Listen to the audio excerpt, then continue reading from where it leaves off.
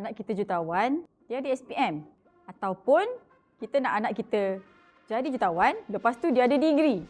Ataupun dah lah jutawan, hafal Quran, ada degree, empathy tinggi. Kalau Kak Miza nak anak Kak Miza yang nombor 3, dia nombor 3. Kalau korang nak anak korang yang macam mana? 1, 2, 3. As a parent yang anak kecil-kecil belum habis SPM, Kak Miza hari-hari doa, ya Allah, bagilah anak aku ni pandai masuk U, kan? Ada ke parents yang doakan anak dia tak masuk U?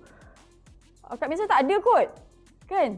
Jadi Kak Miza sangat-sangat risau as a parent kalau role model dekat sekolah tu tidak diletakkan orang yang rajin belajar, kan? Terbukti degree ke, PhD ke, kan? Lepas tu dia kaya, bayar zakat, bayar cukai.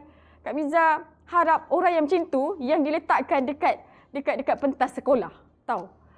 Just imagine kita dah cetak anak kita ni supaya anak kita rajin belajar. Sebab apa? Orang yang ada ilmu ni, kata-kata dia sangat berbeza dengan orang yang kurang ilmu, sangat berbeza. Kita didik anak kita untuk dia masuk U. Lepas tu dah masuk U, kerja kejap. Lepas tu buat bisnes. Jadi orang kaya, bayar zakat banyak-banyak, bayar cukai banyak-banyak, kan. Just imagine dia balik rumah, mak, tak jadi nak belajar, masuk U. Alah, tak payah masuk U pun boleh kaya. Kau bayangkan kalau anak balik sekolah cakap macam tu. Kan? Allahu Akbar. Jadi, hidup kita memang pilihan. Okay, kalau kita orang biasa-biasa, Kak Miza yakin dan percaya tak ada seorang pun mak yang doakan anak dia supaya tak habis belajar. Jadi, good luck mak ayah.